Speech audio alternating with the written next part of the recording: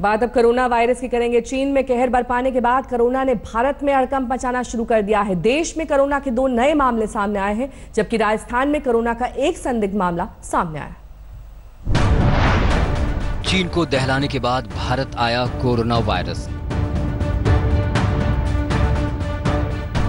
भारत में मिले कोरोना के 2 मरीज। राजस्थान में भी कोरोना का एक संदिग्ध केस। भारत में कोरोना वायरस की एंट्री से सावधान।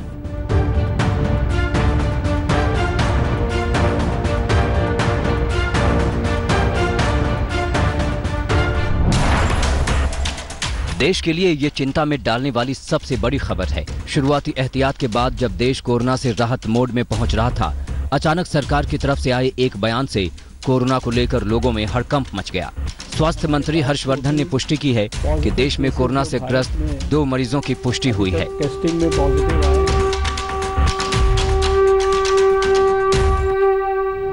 एक मरीज दिल्ली का है और दूसरा तेलंगाना में है। दिल्ली वाले मरीज ने इटली की यात्रा की थी, जबकि तेलंगाना में कोरोना वायरस से पीड़ित मरीज ने दुबई की यात्रा की थी। भारत में कोरोना के मरीजों की संख्या अब बढ़कर 5 हो चुकी है। अभी तक हमारे पास टोटल पॉजिटिव केसेस जो भारत में अभी तक टेस्टिंग में पॉजिटिव आए हैं, उनकी संख्या 5 हो गई है।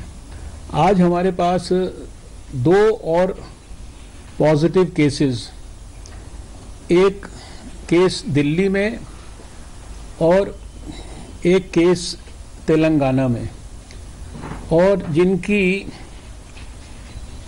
ट्रैवल हिस्ट्री है, एक की इटली से और एक की दुबई से। लेकिन चिंता की बात सिर्फ दिल्ली और तेलंगाना तक ही सीमित नहीं है। राजस्थान सरकार ने स्वीकार किया है कि उनके राज्य में मौजूद एक व्यक्ति के कोरोना वायरस से पीड़ित होने की आशंका है, क्योंकि उसका भी एक सैंपल पॉजिटिव है। जानकारी के मुताबिक राजस्थान में जो संदिग्ध मरीज मिला है, वो इटली से आए 20 लोगों में शामिल था। उसकी यहां तबीयत खराब हुई थी। 29 फरवरी से पूर्व की जांच रिपोर्ट नेगेटिव आई थी। 29 फरवरी के बाद स्क्रीनिंग में कोरोना वायरस पॉजिटिव आया है। अंतिम जांच के लिए सैंपल पुणे भेजा जा रहा है। इस संदिग्ध मरीज को जयपुर के सवाई मानसिंह अस्पताल के आइसोलेशन वार्ड में रखा गया है।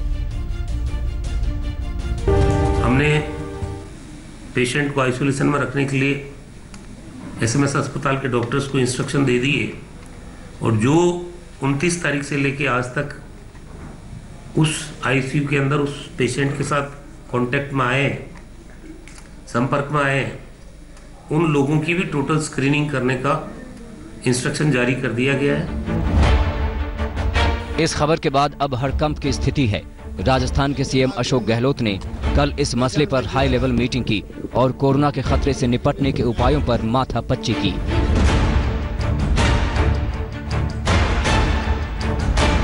बताया जा रहा है कि जो भी इस मरीज के संपर्क में आया होगा, सभी की स्क्रीनिंग की तैयारी हो रही है। कोरोना वायरस के लक्षण वाले इस शख्स के कई साथी आगरा गए हैं। आगरा प्रशासन को इसकी जानकारी दे दी गई है। साथ ही इटली के दूतावास को भी इसकी जानकारी दे दी गई है। यकीनन ये चिंता वाली बात है। बड़ा सवाल ये है कि इतनी एहतियात के बाद कोरोना संदिग्ध कैसे खुलेआम घूमता रहा।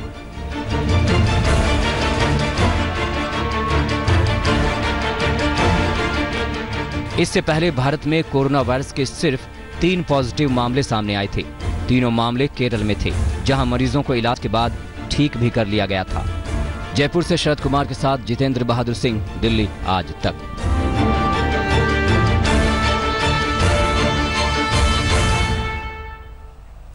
और ज्यादा जानकारी के साथ हमारे 2 संवाददाता इस वक्त हमारे साथ जुड़ गए हैं। आशीष पांडे हमारे साथ सीधे हैदराबाद से जुड़ गए हैं। अभिषेक आनंद आलमगीर अस्पताल के बाहर से हमारे साथ हैं। आशीष, सबसे पहला सवाल आपसे ये कि ये जो वहां पर संदिग्ध कोरोना वायरस का पाया गया है, दरअसल इटली से बताया जा रहा है ये आया है, और अभी तक क्या इसे जो डिटेंशन केंद्र होता है वहां रखा गया है? किस तरह से जांच आगे बढ़ रही है?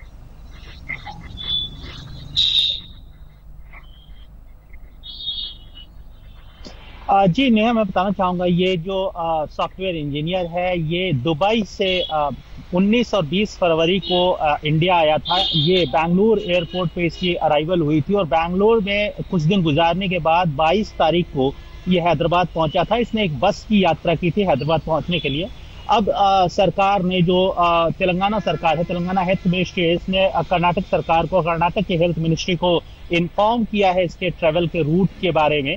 करीब 80 लोगों को, जिसमें इसके फैमिली के मेंबर, उसके अलावा एक निजी अस्पताल जहां पर इसने शुरुआती दौर में अपना इलाज करवाया था हैदराबाद में, उसके डॉक्टर्स के अलावा जो बस के पैसेंजर्स थे, करीब 80 लोगों को, कुल मिलाकर 80 लोग हैं, उन सारे लोगों को की स्क्रीनिंग, उनको अंडर वॉच रखा गया है। उसके अलावा इस पर्टिकुलर ये जो शख्स है, ये जो सॉफ्टवेयर इंजीनियर है, 24 साल का सॉफ्टवेयर इंजीनियर है, जो बैंगलोर की एक कंपनी में काम करता था, इसको यहाँ के गांधी हॉस्पिटल में स्पेशल वार्ड बनाया गया, आइसोलेटेड वार्ड, उस वार्ड में इसको रखा गया है।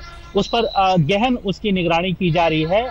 हेल्थ मिनिस्टर ने हमसे बात करते हुए इस बात की जानकारी दी कि उसकी स्थिति स्टेबल है, वो नियंत्रित स्थिति में है और उम्मीद की जा रही है कि जल्दी ही वो रिकवरी करेगा। लेकिन आशीष, आप नजर बनाए रखिए इस खबर पर, क्योंकि बेहद गंभीर ये मामला। हमारे संवाददाता अभिषेक आनंद भी इस वक्त हमारे साथ आरएमएल अस्पताल के बाहर से जुड़ गए हैं। अभिषेक, ये बताइए कि इस संदिग्ध के बारे में क्या पता चला है? क्या ये पूरी तरह से कोरोना वायरस इस पे कंफर्म हो चुका है या फिर अभी कुछ टेस्ट बाकी हैं?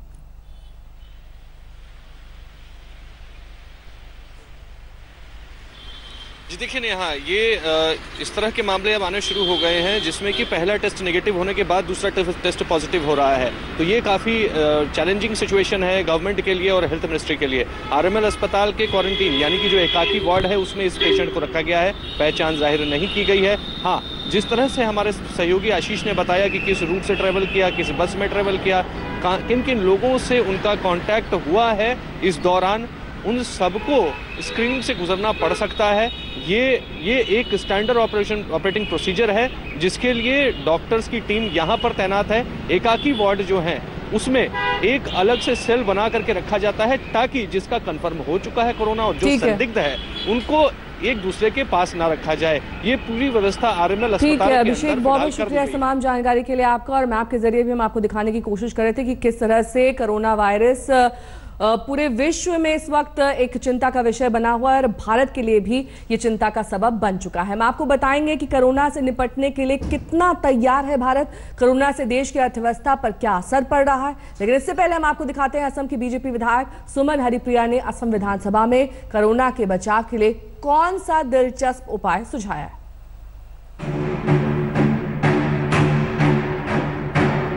कोरोना वायरस के नए मामलों को लेकर देश में हड़कंप है। हर संदिग्ध मरीज की स्क्रीनिंग हो रही है। डॉक्टर कोरोना का तोड़ ढूंढने में लगे हैं, तो इस खतरनाक बीमारी से निपटने के नए नए सुझाव भी सामने आ रहे हैं। ताजा सुझाव आया है असम के हाजो विधानसभा सीट से बीजेपी के विधायक सुमन हरिप्रिया का। सुमन के मुताबिक गौमूत्र और गोबर से कोरोना को हराया जा सकता है। जब एयरबोर्न डिजीजेस है तो वो हम क्यों ना ऐसे कुछ प्रयोग किया जाए जिसमें काऊ डांग के साथ घी, गुगुल और जो अमरलता हम गिलोय बोलते हैं उसका रस मिला के अगर हम प्रयोग करें, साथ में और 2-3 चीज़ें हैं तो हम रस मिला के अगर हवन जैसे आहुति दे या यज्ञ करें तो उसकी जो धुआं निकलेंगे इसकी, उससे हवा मुझे लगता है कि बिल्कुल शुद्ध हो जाएंगे। कोरोना वायरस जैसे डिजीज से शायद ही मुक्ति मिले।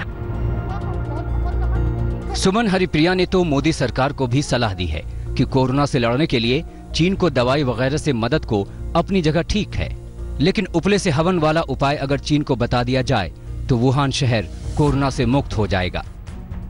हमारी प्रधानमंत्री श्री नरेंद्र मोदी जी ने चाइना गवर्नमेंट को हर तरफ की मदद करने का वादा किया है। मेडिसिन वगैरह भी भेजे जा चुके हैं और साथ में डॉक्टर नर्सेज भी है शायद। तो अगर साथ में ऐसा प्रयोग भी अगर हो जाते तो जैसे कि काऊ डांग के साथ जो हमने बोला है अभी गिलोय, गुगुल, घी और 2-3 चीज़ें जो मिला के ऐसा एक हवन या जलाया जाए, वहाँ पे हवन ना करे तो उन लोग उसको मेडिकली अगर जलाया जाए तो शायद उनकी हवा शुद्ध हो सकता है।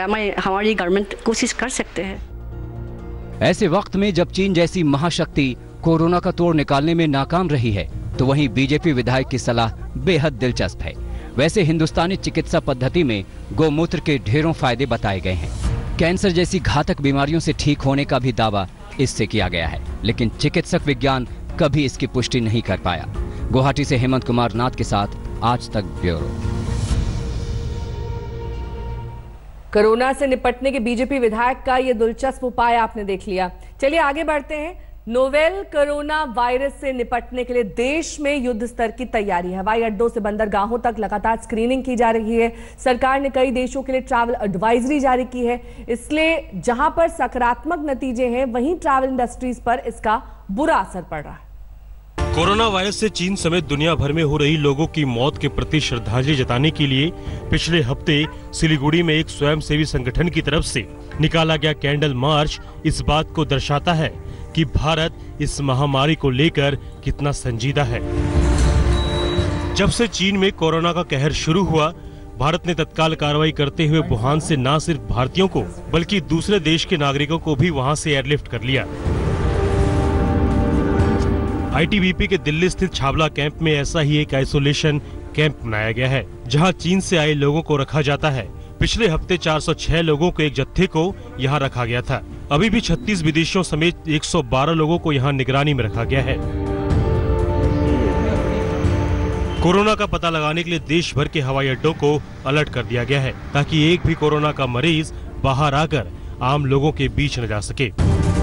इसके लिए 21 हवाई अड्डों पर विदेश से आने वाले लोगों की स्क्रीनिंग की व्यवस्था की गई है। 12 बड़े और 65 छोटे बंदरगाहों पर भी ऐसा इंतजाम किया गया है। हवाई अड्डों पर अब तक 5,57,431 लोगों की स्क्रीनिंग हो चुकी है, जबकि बंदरगाहों पर 12,431 लोगों की स्क्रीनिंग हुई है। एडवाइजरी दी गई है कि अगर जरूरत न हो तो ईरान, इटली, उत्तर कोरिया और सिंगापुर की यात्रा करने से लोग बचें।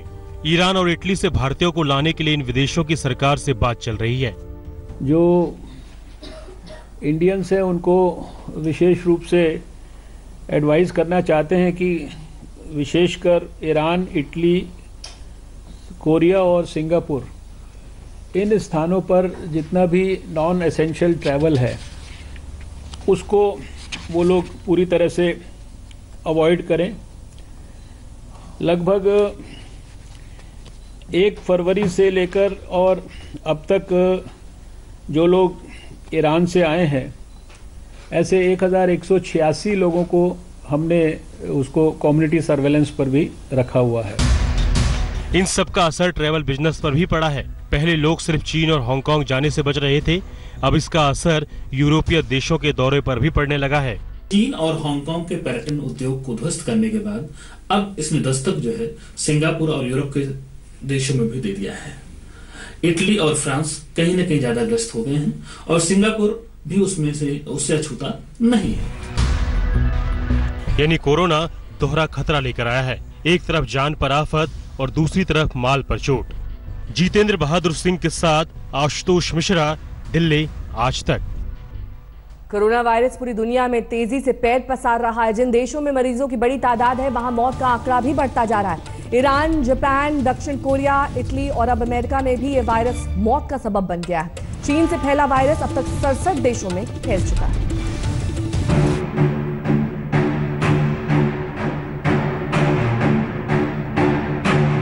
दुनिया भर में कोरोना वायरस से मरने वालों की संख्या बढ़कर 3,000 से भी ज्यादा हो गई है। वहीं अब तक कोरोना वायरस से 79,824 लोगों के संक्रमित होने की पुष्टि हुई है। चीन के बाहर कोरोना वायरस के सबसे बड़े हॉटस्पॉट ईरान, दक्षिण कोरिया और इटली बताए जा रहे हैं। ईरान में कोरोना वायरस से 11 और लोगों की मौत हो गई, जिससे मरने वालों का आंकड़ा 54 पर पहुंच गया। दक्षिण कोरिया में 17 लोगों की मौत हो चुकी है। इटली में 29 लोग जानलेवा वायरस से जिंदगी की जंग हार चुके हैं। अमेरिका में अब तक 6 लोग मारे गए हैं। पूरी दुनिया में इस खौफनाक बीमारी से हड़कंप मचा है। अभी तक दुनिया के 67 देशों में कोरोना वायरस अपने पैर पसार चुका है, जबकि 10 देशों में इस वायरस के चलते मौत हुई है। चीन में अब तक 2,912 लोगों की मौत हो चुकी है। इस बीच यूरोपियन यूनियन ने कोरोना वायरस के खतरे के लेवल को सामान्य से बढ़ाकर हाई कर दिया है। दरअसल यूरोप में ये वायरस लगातार फैलता जा रहा है। कोरोना वायरस से हो रही मौतों के बाद पैदा हुए खौफ का एक बड़ा शिकार पर्यटन उद्योग हुआ है। 15 मार्च 1 अप्रैल के दौरान परीक्षा के बाद अंतर्राष्ट्रीय पर्यटन अपने चरम पर होता है, लेकिन इस बार कोरोना वायरस के फैल जाने से टिकट रद्द कराए जा रहे हैं। ट्रैवल एजेंसी के मुताबिक 90% बुकिंग कैंसिल हो चुकी है। थाईलैंड, सिंगापुर और मलेशिया में क्रूज की बुकिंग एकमुश्त रद्द कराई गई है। महामारी की तरह फैल रही वायरस की मार दिल्ली एनसीआर के पर्यटन उद्योग पर भी पड़ी है। इस इंडस्ट्री को अब तक 100 करोड़ का नुकसान हो चुका है। देखिए, अभी जो सिचुएशन है इस वायरस की वजह से वो बहुत ही ज़्यादा इफ़ेक्टिव है। इसकी वजह से लोगों के अंदर भी डर का माहौल है कि कहीं हम वहाँ पे जा रहे हैं और वहाँ पे वायरल है। जैसे अभी एक लेटेस्ट अपडेट है हमारे पास कि काफ़ी सारी एयरलाइंस ने अपने यात्रियों को नोटिफिकेशन जारी किया है। उनकी फ़्लाइट जो ऑलरेडी हज या उम्रा के लिए जा रहे थे उनको कैंसिल कर दिया गया है।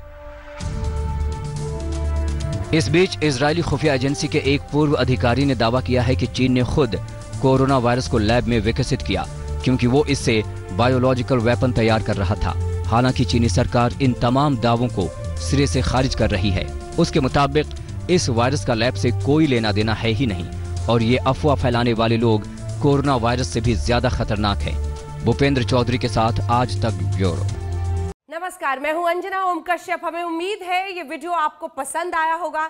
लेटेस्ट खबरों के लिए यूं ही देखते रहिए आज तक और इस वीडियो के पसंद आने पर लाइक, शेयर एंड सब्सक्राइब करना ना भूलें।